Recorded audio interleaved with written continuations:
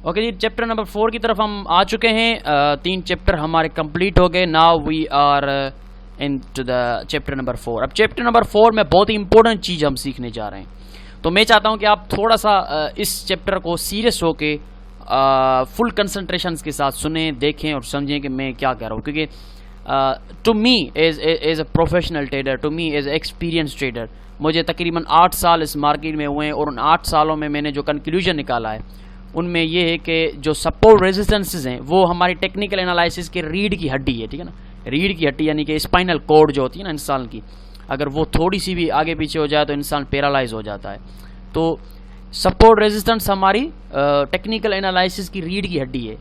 जो हम price action के ऊपर टेक्निकल अप्लाई करते हैं वो स्पाइनल कॉर्ड है वो उसकी, यानी कि अगर आपकी सपोर्ट रेजिस्टेंस आगे पीछे हो गई थोड़ी सी भी तो समझो कि आपका पूरा टेक्निकल एनालिसिस पैरालाइज्ड हो जाएगा।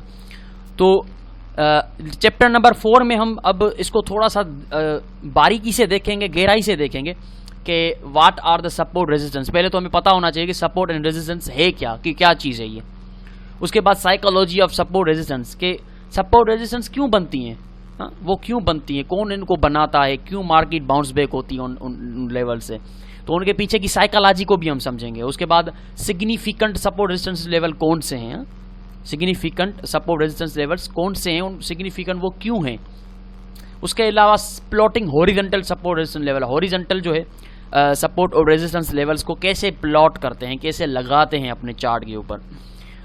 उसके अलावा हॉरिजॉन्टल सपोर्ट रेजिस्टेंस ब्रेकआउट्स के, उनके जो ब्रेकआउट्स होते हैं वो कौन से लेजिट ब्रेकआउट होते हैं, फॉल्स ब्रेकआउट कैसे होते हैं, मार्केट किस तरह से ब्रेकआउट्स करती है। उसके अलावा शिफ्टिंग ऑफ हॉरिजॉन्टल जोन्स, जो हॉरिजॉन्टल जोन्स होते हैं सपोर्ट रेजिस्टेंस के, उनकी शिफ्टिंग कैसे होती है, वो कैसे शिफ्ट होते हैं। अब देखें, सपोर्ट और रेजिस्टेंस 2 टाइप की होती हैं, एक तो हॉरिजॉन्टल होती हैं और दूसरी होती है ट्रेंड लाइन पे सपोर्ट रेजिस्टेंसेस। लेकिन यहाँ पे हम सीखेंगे horizontal support resistances. Trend line को आगे चलकर हम देखेंगे, अभी हॉरिजॉन्टल सपोर्ट रेजिस्टेंसेस को हम देखेंगे। तो what are the support and resistance levels, support and resistance levels क्या हैं, उनके बारे में थोड़ा सा हम समझने की कोशिश करेंगे कि सपोर्ट रेजिस्टेंसेस क्या हैं। तो चलते हैं, शुरू करते हैं सपोर्ट और रेजिस्टेंसेस को। कि सपोर्ट रेजिस्टेंसेस बहुत ही, एक बार फिर मैं कहता हूं कि इंपॉर्टेंट चीज़ है टेक्निकल एनालिसिस के अंदर, ये रीढ़ की हड्डी का काम करती है, बहुत ही इंपॉर्टेंट है। इसको बारीकी से सीखना है, बारीकी से समझना है, क्योंकि आगे चलकर मैं जो आपको सेटअप्स दूंगा उन सेटअप्स में तकरीबन एंट्री पॉइंट्स जो होंगी वो सपोर्ट रेजिस्टेंसेस के बेस पे होंगी। तो मैं चाहता हूं कि सपोर्ट रेजिस्टेंसेस को आप ज़्यादा तरजीह दें, ज़्यादा इंपॉर्टेंस दें, ज़्यादा ध्यान से देखें। तो चलते हैं सपोर्ट रेजिस्टेंसेस की तरफ। So what are the support and resistance, support resistance है क्या, चाहे वो स्टॉक्स हो, चाहे वो फॉरेक्स की मार्केट हो। जब हम टेक्निकल एनालिसिस करते हैं तो सपोर्ट और रेजिस्टेंस का कॉन्सेप्ट ये है कि जो मूवमेंट होती है प्राइस की, ठीक है ना, जो मूवमेंट है प्राइस की, जो प्राइस चार्ट पे आपके सामने मूव कर रही होती है, वो कुछ ऐसे लेवल्स होते हैं चार्ट के ऊपर आपके, जहां से प्राइस को ब्रेक करके निकलने में दुश्वारी होती है, वहां से टकरा के बाउंस बैक हो रही होती है। तो ये जो मल्टीपल टचेस होती हैं उन लेवल्स पे मार्केट आके टकरा के वापस निकल आती है। तो मिसाल के तौर पे मैंने एक बाल फेंकी आसमान की तरफ, दी ना, वो बाल जो है वो छत से टकराई, छत से टकराने के बाद वो बाल नीचे आ गई। अब वो बाल छत से टकरा के नीचे क्यों आई है, वो बाल ऊपर क्यों नहीं निकल गई, क्योंकि there was a resistance on the ceil, right, छत पे जो है वो रेजिस्टेंस थी जिसकी वजह से बाल टकरा के नीचे आ गई। चाहे कितना भी आप ताबड़तोड़ मेहनत कर रहे हो, लेकिन बाल छत से ऊपर नहीं निकलेगी जब तक आप छत को ही हटा नहीं देते।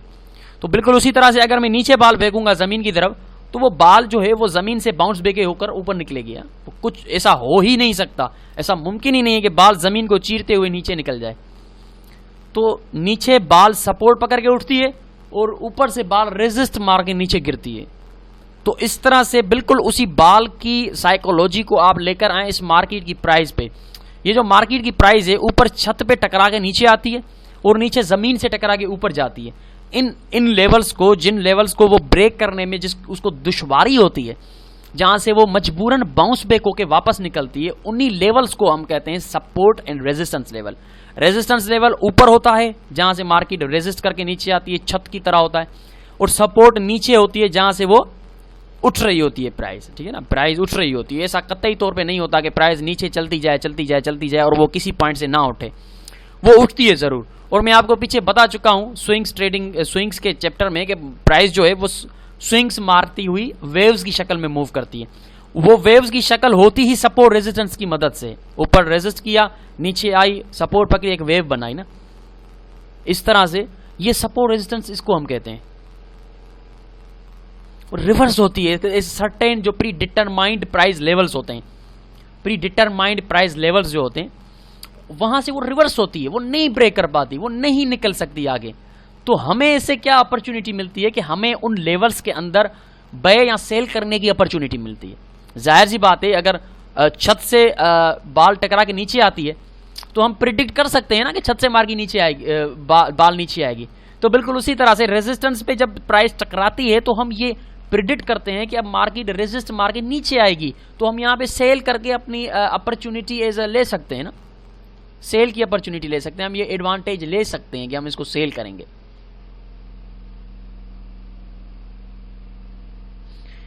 फॉर एग्जांपल यहां से देखिए प्राइस ऊपर उठी, यहां पे जैसे ही उसने रेजिस्ट मारी है बेरिश कैंडल की शक्ल में, बेरिश बुलिश कैंडल हम पीछे देख चुके हैं, जैसे ही बेरिश कैंडल आई हमें कंफर्म हो गया कि रेजिस्टेंस सक्सेसफुल मिल चुकी है हमें, क्योंकि रेजिस्ट हुई है प्राइस, एक बेरिश कैंडल बना के रेजिस्ट हुई है।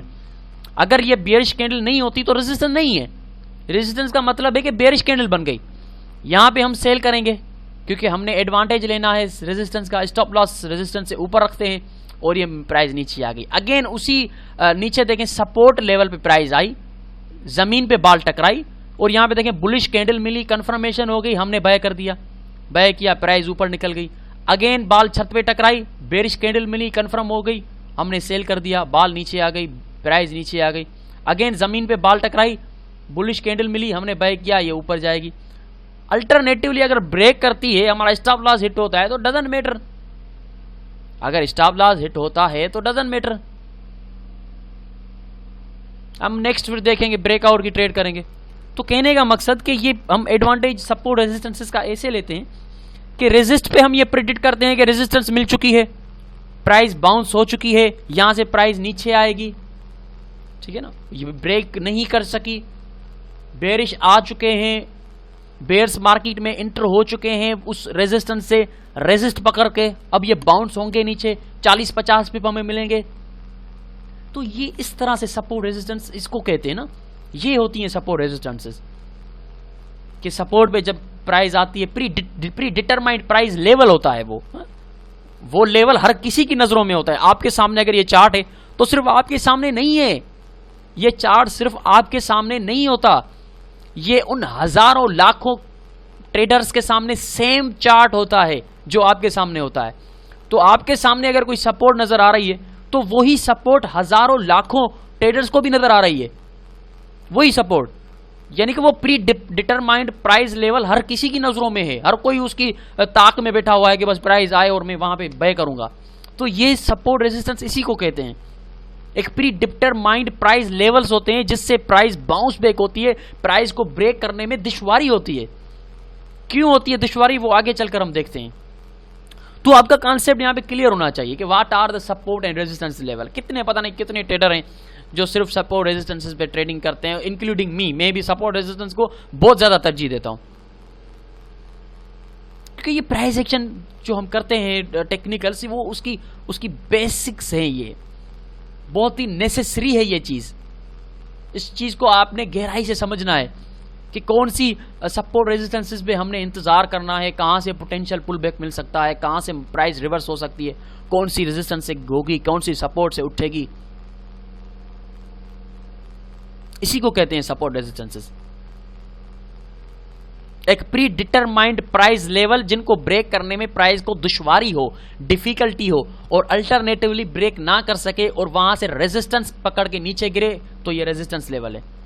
ब्रेक ना कर सके, वहां से सपोर्ट पकड़ के उठे तो वो सपोर्ट लेवल है। सिंपल, इसको हम कहते हैं सपोर्ट एंड रेजिस्टेंसेस।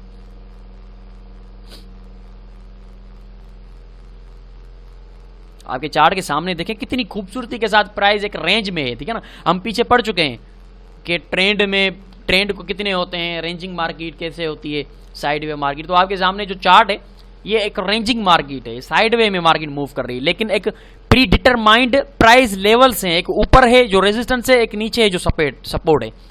उन दोनों प्राइस लेवल्स के अंदर मार्केट फंसी हुई है, एक रेंज में मूव कर रही है। ऊपर आती है बेयर्स उसको डाउन धकेल देते हैं, नीचे आती है बुल्स उसको ऊपर लेके जाते हैं। तो ये प्राइस मूव कर रही है, पता नहीं कब इसको ब्रेक करेगी। तो इसी को तो कहते हैं सपोर्ट रेजिस्टेंस लेवल। तो ये है सपोर्ट एंड रेजिस्टेंस। आपका कॉन्सेप्ट क्लियर होना चाहिए कि सपोर्ट रेजिस्टेंस है क्या। अरे भाई, सपोर्ट रेजिस्टेंस एक प्री डिटरमाइंड प्राइस ऐसे लेवल्स होते हैं जहां से प्राइस को ब्रेक करके आगे निकलने में दुश्वारी होती है, अल्टरनेटिवली वहां से बाउंस बैक होती है, रिवर्स होती है। उन्हीं को कहते हैं सपोर्ट एंड रेजिस्टेंस लेवल्स, उन्हीं को कहते हैं। और किसको कहते हैं? हॉरिजॉन्टल सपोर्ट रेजिस्टेंस लेवल्स मैं कह रहा हूं, क्योंकि जाहिर सी बात है वो चैप्टर उसी टॉपिक वही है, तो मैं उसी की बात कर रहा हूं। हॉरिजॉन्टल सपोर्ट रेजिस्टेंस लेवल एक प्री डिटरमाइंड प्राइस लेवल्स हैं ये,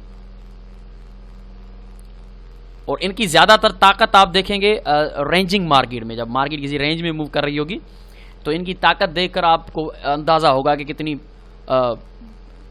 सपोर्ट रेजिस्टेंसेस की ताकत कितनी है, किस तरह से प्राइस जो है वो उसके अंदर मूव कर रही है। फिर आपको मैं यकीन के साथ कहता हूं कि ये आप जब ये देखेंगे, इसको देखने के बाद इस चैप्टर को आप इंस्टेंटली जल्दी में ही अपना MT4 प्लेटफॉर्म खोलें और इसे फाइंड आउट करें। रेंजिंग मार्केट कहीं पे देखें आप इसको, चाहे कोई भी टाइम फ्रेम हो, किसी भी टाइम फ्रेम में चले जाएं, रेंजिंग मार्केट है वहां पे सपोर्ट रेजिस्टेंसेस लगाएं और देखें सपोर्ट रेजिस्टेंसेस की ताकत और उनके होने का आपको एहसास होगा कि उनके पावर का, उनके रिएक्शन जो प्राइस के साथ वो करता है उसका आपको एहसास होगा।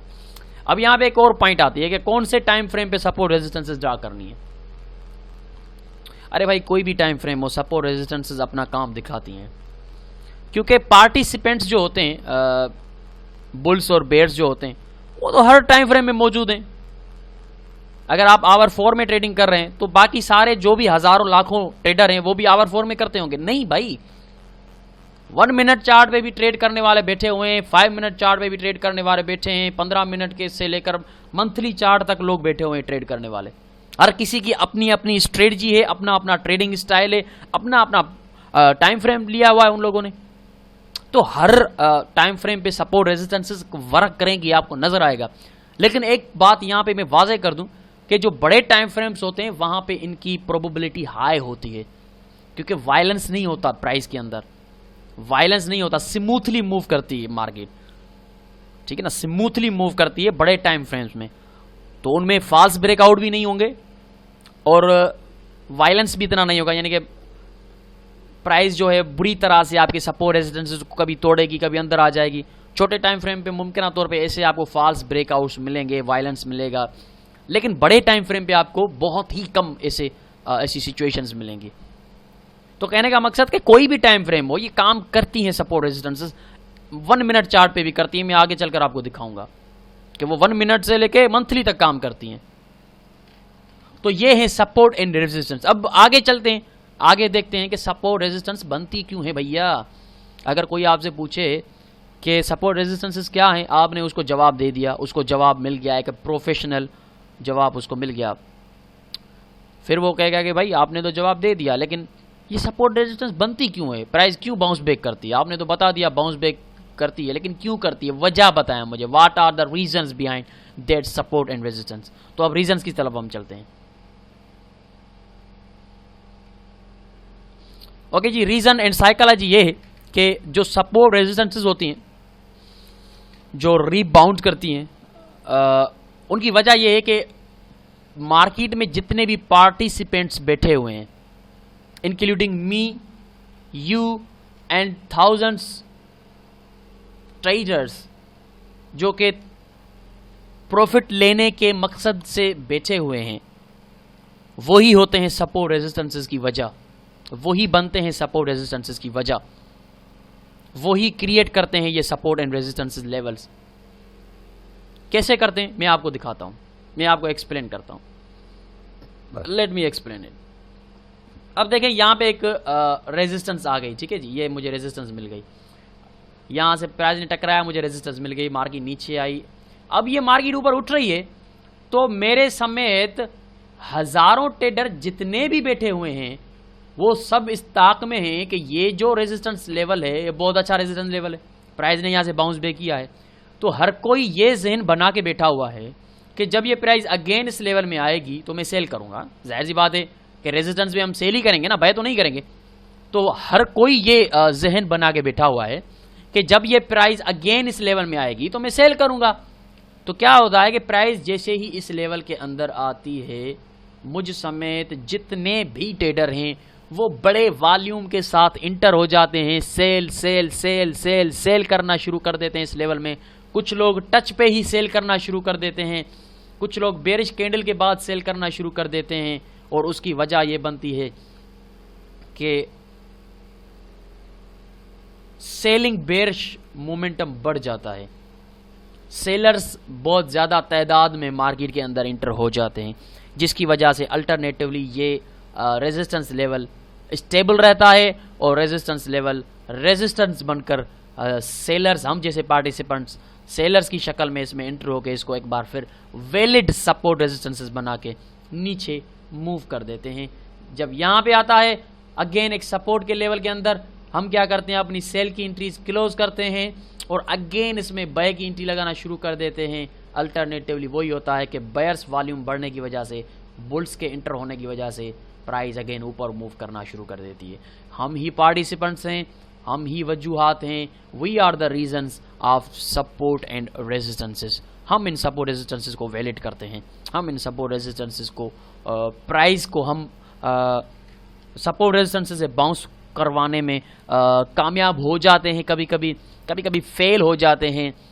पीछे उसके काफ़ी वजूहात हो सकती हैं कि सपोर्ट रेजिस्टेंसेस हम अगर इंटर होते भी हैं तो भी फेल क्यों हो जाती है, को पीछे से फंडामेंटल भी आ जाती हैं, या पीछे से मुमकिन तौर पे हम तो सेल कर रहे हैं क्योंकि पीछे से जो स्मार्ट मनी है मुमकिन तौर पे वो इस रेजिस्टेंस को रेस्पेक्ट नहीं करवाना चाहती, उसने बड़ा पैसा बहे पे लगाया हुआ है तो वो उसको धक्का देकर ऊपर निकल के ले जाती है। तो साइकोलॉजी जो है सपोर्ट रेजिस्टेंसेस की वो यही है कि हम जैसे पार्टिसिपेंट्स जो होते हैं वही इन सपोर्ट रेजिस्टेंसेस को रेस्पेक्टेबल बनाते हैं, इन्हीं सपोर्ट रेजिस्टेंसेस को ये शक्ल देते हैं, बिहेव करवाते हैं प्राइस को कि इन सपोर्ट से उठे और रेजिस्टेंसेस से गिरे। तो साइकोलॉजी यही है। अगर कोई आपसे पूछे तो ये साइकोलॉजी है ना कि सपोर्ट रेजिस्टेंस क्या होती हैं और कैसे प्राइस उनके अंदर रिएक्ट कर रही होती है। ओके जी, उसके आगे चलते हैं। Significant support and resistance level क्या है। सपोर्ट रेजिस्टेंस हर कोई तो सिग्निफिकेंट नहीं हो सकता ना, हर कोई सपोर्ट रेजिस्टेंस जो होती है वो स्ट्रॉन्ग नहीं हो सकती। तो उस सपोर्ट रेजिस्टेंसेस की जाल जो है, जाल बिछा हुआ है, जो पूरा नेटवर्क है सपोर्ट रेजिस्टेंसेस का, उनके अंदर जो कि सिग्निफिकेंट हैं, यानी कि हम अपनी जबान में उनको मेजर कहते हैं कि ये मेजर सपोर्ट है, ये मेजर रेजिस्टेंसेस है, वो आपको मेजर सपोर्ट रेजिस्टेंसेस लेवल जो होते हैं वो या तो आवर 4 में मिलते हैं या आपको डेली के चार्ट में मिलते हैं। अब वो जो देखिए, not all support resistance levels are created equal, यानी कि सारे सपोर्ट रेजिस्टेंस लेवल्स एक जैसे नहीं होते। अगर आप हाई पोटेंशियल सक्सेस की ट्रेड लेना चाहते हैं कि मेरी ट्रेड जो है वो उसकी सक्सेस की प्रोबेबिलिटी बहुत ज़्यादा हो, मैं सपोर्ट रेजिस्टेंसेस पे ट्रेड की बात कर रहा हूँ कि किसी भी सपोर्ट या किसी भी रेजिस्टेंस पे आप चाहते हैं कि मेरी ये सपोर्ट और या रेजिस्टेंस की जो ट्रेड में ले रहा हूँ वो उसकी जो सक्सेस पोटेंशियल है वो ज़्यादा हो, हाई प्रोबेबिलिटी हो, तो आपको फोकस करना पड़ेगा उन सपोर्ट रेजिस्टेंसेस पे जो सिग्निफिकेंट हैं, जो मेजर हैं, उन पे आपको हाई प्रोबेबिलिटी मिलेंगी ना। अब वो सिग्निफिकेंट कौन से हैं?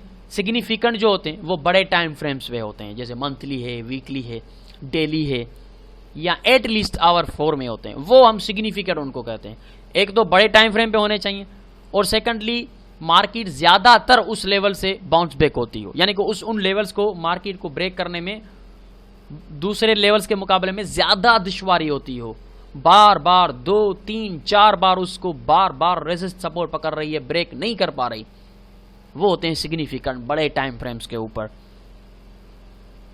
अब नीचे चार्ट जो है वो US dollar versus Japanese yen का चार्ट है और उसका टाइम फ्रेम डेली का है। अब ये मार्केट रेंज में मूव कर रही है, अब वाजे हमने पीछे पड़ा हुआ है ट्रेंड्स में कि रेंजिंग मार्केट हो या साइडवे मार्केट, वो साइडवे मूव कर रही है, एक रेंज में है, एक सीधी मूव कर रही है हॉरिजॉन्टली।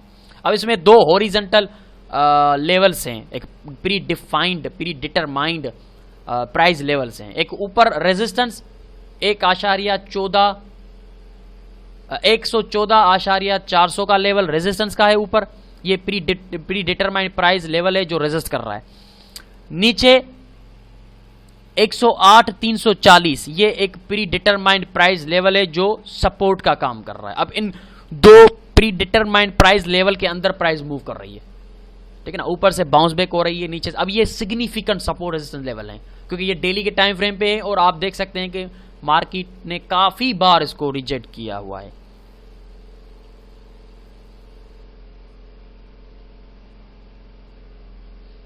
ये देखें 1 2 3 4 this is a significant resistance level. यहां पे भी देखें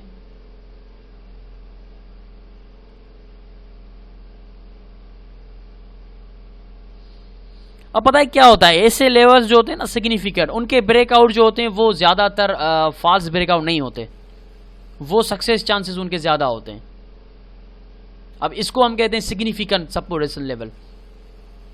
अब जब प्राइस इसको नीचे से ब्रेक करेगी तो काफी निकल जाएगी, या अगर ऊपर उठती है ऊपर से ब्रेक करती है तो काफी निकल जाएगी, क्योंकि ये सिग्निफिकेंट सपोर्ट रेजिस्टेंस लेवल है, मेजर है। और मेजर सपोर्ट रेजिस्टेंस लेवल जब ब्रेक होता है तो प्राइस का निकल जाना तय होता है कि स्ट्रांगली प्राइस जो है वो निकल जाएगी। अब ये रेंज के अंदर है। अब यहीं पर ही कुछ ऐसे भी लेवल हैं जो कि सिग्निफिकेंट नहीं है। यहां पे काफी ऐसे लेवल हैं जो फिर सिग्निफिकेंट नहीं है, जैसा कि ये देखें सपोर्ट रेजिस्टेंस लेवल है, प्राइस ने यहां से ब्रेक किया फिर यहां से भी ब्रेक कर लिया आराम से, तो ये सिग्निफिकेंट नहीं है। या कुछ ऐसे लेवल हैं जो सिग्निफिकेंट नहीं है, जैसे कि यहाँ पे देखें ये देखें सिग्निफिकेंट नहीं है। ये प्राइस नीचे से भी ब्रेक कर रही है, नीचे से भी कर रही है, फिर ऊपर ब्रेक करके निकल गई, बार बार ब्रेकआउट ब्रेकआउट ब्रेकआउट, कोई खास किस्म की सपोर्ट रेजिस्टेंस नजर नहीं आ रही, तो ये सिग्निफिकेंट नहीं है। सिग्निफिकेंट वही है जिन पे ज्यादातर बाउंस बैक हो, प्राइस उसके आगे क्लोज ही ना हो सके, उसकी क्लोजिंग उसी के अंदर हो। यहां से टच किया क्लोजिंग अंदर, क्लोजिंग अंदर, क्लोजिंग अंदर, और अगर विक्स के साथ क्लोजिंग होती है तो और ज्यादा अच्छी चीज है, ठीक है ना। अगर विक्स बना के क्लोजिंग अंदर देती है तो फिर और ज्यादा अच्छी चीज है, क्योंकि रिजेक्शन आ रही है कि स्ट्रांगली रिजेक्ट होकर प्राइस नीचे क्लोज हो रही है। तो ये सिग्निफिकेंट लेवल्स होते हैं जो बड़े टाइम फ्रेम पे आपको मिलते हैं, सपोर्ट रेजिस्टेंसेस के, हॉरिजॉन्टल सपोर्ट रेजिस्टेंसेस के ये सिग्निफिकेंट लेवल्स हैं। मेजर बड़े टाइम फ्रेम पे हम इनको ड्रा करते हैं ताकि हमें पता चल सके। अब अगर आप कैलकुलेट करेंगे यहां से यहां तक, ये डेली का टाइम फ्रेम है, तो मेरे ख्याल से कम 500 से 600 पिप्स, यानी कि 500 से 600 पिप्स का मतलब है कि 5000 पॉइंट्स, 6000 पॉइंट्स की मूव है। ये बहुत बड़ी मूव होती है। यानी कि अगर आप एक ट्रेड ले रहे हैं, मेरे ख्याल से कोई एक महीना लगा होगा प्राइस को नीचे आते हुए, महीने में एक ट्रेड ले रहे हैं आप, उसमें मंथली टारगेट पूरा कर रहे हैं, दूसरे पेयर पे जाने की जरूरत ही नहीं है, दूसरी ट्रेड लेने की जरूरत नहीं है। तो ये मेजर टाइम फ्रेम, बड़े टाइम फ्रेम पे जो सिग्निफिकेंट लेवल्स होते हैं। अब एंट्री पॉइंट्स तो आगे हम देखेंगे, अभी हमारा वो टॉपिक नहीं है कि हम ये कहें कि अभी एंट्री पॉइंट कैसे लेनी है, एंटर कब होना है, कैसे पता चलेगा, वो हम आगे देखेंगे। अभी हम सिर्फ देख रहे हैं कि सपोर्ट रेजिस्टेंसेस क्या हैं, उनकी साइकोलॉजी क्या है, मेजर सपोर्ट रेजिस्टेंसेस क्या होते हैं। अब ये मेजर सपोर्ट रेजिस्टेंस लेवल आप देख रहे हैं डेली के टाइम फ्रेम पे, और ज्यादातर मार्केट जहां से बाउंस बैक होती है उसको हम कहते हैं this is a major support resistances level. ठीक है जी।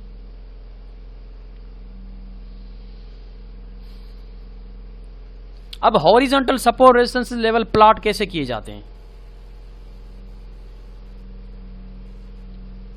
ठीक है ना। हॉरिजॉन्टल सपोर्ट रेजिस्टेंसेस जो लेवल होते हैं उनको ड्रा कैसे करते हैं, हम उनको ड्रा कैसे करेंगे। वो MT4 प्लेटफॉर्म में चलकर मैं आपको अब दिखाऊंगा कि हम उसको ड्रा कैसे करते हैं, लेकिन उससे पहले वो देखें लास्ट में चलकर हम उसको ड्रा करेंगे तो ज्यादा बेहतर रहेगा ना।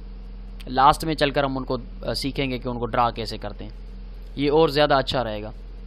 जिसमें दूसरी वीडियो हम बनाते हैं ना वो प्रैक्टिकल, अब थ्योरी हम पढ़ रहे हैं, इसको प्रैक्टिकल करने वहाँ पे जाएंगे MT4 प्लेटफॉर्म में, तो वहाँ पे हम देखेंगे कि इनको ड्रा कैसे करते हैं। अब शिफ्टिंग ऑफ द जोन पे आते हैं कि शिफ्टिंग ऑफ जोन कैसे होती है। कोई भी सपोर्ट हो या कोई भी रेजिस्टेंस हो, वो हमेशा सपोर्ट या रेजिस्टेंस नहीं रहती, ठीक है ना। कोई भी सपोर्ट, अगर एक सपोर्ट है 110 के लेवल पे एक सपोर्ट आ रही है, बार बार मार्केट वहां से उठ रही है, लेकिन जब वो 110 की सपोर्ट ब्रेक होगी, नीचे मार्केट क्लोज होगी, उसी को प्राइस रेजिस्टेंस बना के नीचे निकल जाएगी, शिफ्ट हो गई। ये जोन जो है शिफ्ट हो गया। मिसाल के तौर पे यहां पे देखें, यहां से देखते हैं क्या हो गया।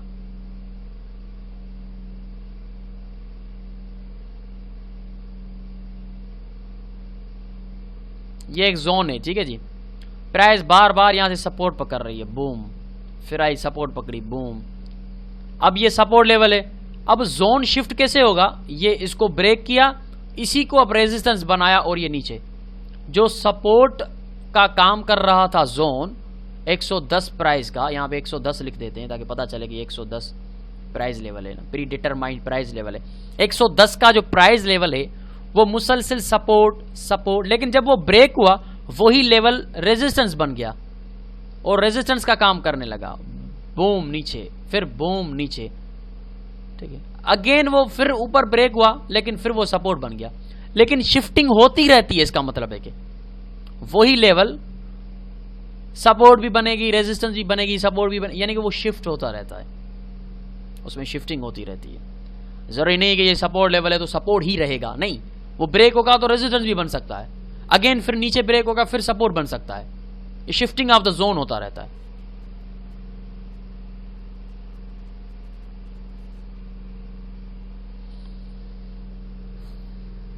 इसको कहते हैं शिफ्टिंग ऑफ द जोन। जो जोन सपोर्ट था वो शिफ्ट होके ब्रेकआउट के बाद रेजिस्टेंस बन गया, जो जोन रेजिस्टेंस था वो शिफ्ट होके सपोर्ट के बाद ब्रेक के बाद सपोर्ट बन गया। तो shifting of the zones, horizontal support resistance zone, ये भी प्रैक्टिकल करेंगे हम आगे चलकर। इसी चैप्टर 4 का जो दूसरा वीडियो में बनाऊंगा वो आप देखिएगा, उसमें इनको मैंने कैसे ड्रा करते हैं, सपोर्ट रेजिस्टेंस जोन कैसे शिफ्ट होते हैं वो मैं आपको बताऊंगा। अब यहां पे देखें कि जोन शिफ्ट कैसे हो रहा है, बिल्कुल साफ सुथरा चार्ट है, कोई इंडिकेटर वगैरह नहीं है। हम प्राइस एक्शन के ऊपर सिर्फ एक हॉरिजॉन्टल सपोर्ट रेजिस्टेंस लाइन लगाई। पहले शुरू करते हैं जहां से उसने रेजिस्ट किया था, वहां से शुरू करते हैं, ठीक है ना। आप कंसीडर करें कि प्राइस ऊपर आई, हमें रेजिस्टेंस मिली, नीचे आई, हमने वो रेजिस्टेंस लेवल ड्रा कर दिया कि भाई ये जो है ये एक रेजिस्टेंस लेवल है। आगे को छोड़ दें, यूं कंसीडर करें कि आगे मार्केट मूव नहीं हुई, जहां तक मेरा ये येलो शेडो है यहां तक प्राइस मूव हुई है, ठीक है। आगे को आप मूवमेंट कंसीडर ना करें। अब ये प्राइस ने एक रेजिस्टेंस लेवल दिया, हम नीचे आए, मैंने ये रेजिस्टेंस लेवल ड्रा किया कि प्राइस यहां से रेजिस्ट होकर नीचे आई है, और ये डेली का चार्ट है तो ये सिग्निफिकेंट रेजिस्टेंस है। अब ये मार्केट मूव कर रही है, मैं इंतजार में हूं कि यहां से मुझे अदर रेजिस्टेंस मिले ताकि मैं सेल करूं। रेजिस्टेंस नहीं मिली, कोई बेरिश कैंडल नहीं बनी, बेरिश इंटर नहीं हुए, प्राइस स्ट्रांगली ब्रेक हुई, ठीक है। अब ब्रेक हुई है तो अब मेरे पास एक और ऑप्शन है, मुझे रेजिस्टेंस पे अपॉर्चुनिटी नहीं मिली तो अब सपोर्ट पे मिलेगी, यानी कि यही जोन शिफ्ट होकर सपोर्ट हो जाएगा, फिर मैं बाय करूंगा। ये मार्केट नीचे आई, इसी जोन को, इसी रेजिस्टेंस लेवल को यहां पे सपोर्ट बनाया इसने और बुलिश कैंडल दी, बुलिश एविडेंस दिया, यहां पे मैंने बाय किया, स्टॉप लॉस इस जोन के नीचे रखा और ये प्राइस ऊपर निकल गई, जोन शिफ्ट हो गया। अगेन प्राइस नीचे आई, उसी लेवल पे फिर से सपोर्ट पकड़ी, मोमेंटम टूटता हुआ नजर आया, हमने पीछे देखा है मोमेंटम, यहाँ पे देखे मोमेंटम कितना टूट गया, और मोमेंटम टूटने के बाद ये प्राइस बूम ऊपर। तो ये शिफ्टिंग ऑफ द जोन है। कोई भी रेजिस्टेंस है, अगर रेजिस्टेंस नहीं बन रही, ब्रेक होती है, तो इंतजार कीजिए वही रेजिस्टेंस सपोर्ट बन के आपको एक अपॉर्चुनिटी देगी कि आप उसी पे अगेन बाय कर सकें। ये जोन है, एक सिंपल जोन है, हॉरिजॉन्टल है, प्राइस लेवल है 1.54252 का एक प्री डिटरमाइंड लेवल है, जिससे प्राइस ने सबसे पहले रेजिस्ट किया, हमने हॉरिजॉन्टल रेजिस्टेंस लगाई, कि ये एक रेजिस्टेंस लेवल है क्योंकि प्राइस ने इससे रेजिस्ट किया है। नेक्स्ट हमें उसी लेवल पे रेजिस्टेंस एविडेंस नहीं मिला, प्राइस ने किसी तरह का बेरिश एविडेंस नहीं दिया, अल्टरनेटिवली उसको ब्रेक कर दिया ऊपर की तरफ। ये देखें यहाँ से ब्रेक कर दिया। हमने इंतजार किया कि ये जोन ऑफ शिफ्ट होगा क्योंकि ब्रेकआउट हुआ है, यकीनन जोन शिफ्ट हुआ नीचे। उसी जोन को प्राइस ने, उसी लेवल को प्राइस ने, उसी रेजिस्टेंस को सपोर्ट बनाया, हमने बाय किया, मार्केट ऊपर निकल गई। This is the shifting of the zone. इसको हम कहते हैं जोन शिफ्ट होते हैं। अब यही, अगर यही जोन, पता है क्या होता है, मिसाल के तौर में आपको बताता हूं। अब ये जोन तो शिफ्ट हो गया, ब्रेक हुआ, यहां से सपोर्ट पकड़ी, एविडेंस मिला, हमारा टीपी हिट हुआ।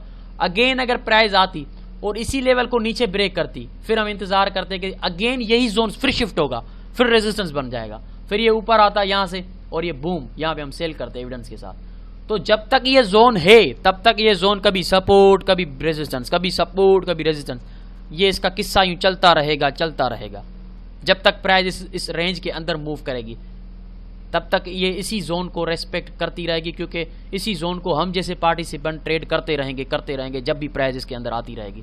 और हमारे ट्रेड करने से, हमारे वॉल्यूम आने से प्राइस यकीनन इन लेवल्स से बाउंस बैक होती रहेगी, जो कि हम साइकोलॉजी में पढ़ चुके हैं कि क्यों होते हैं ये। तो ये शिफ्टिंग ऑफ द जोन है ना, ये आपको पता होना चाहिए कि शिफ्टिंग ऑफ द जोन कैसे होता है, प्राइस कैसे शिफ्ट होती है। अच्छा, सपोर्ट रेजिस्टेंस ब्रेकआउट पे आते हैं हम, ठीक है ना, सपोर्ट रेजिस्टेंस के ब्रेकआउट पे आते हैं हम।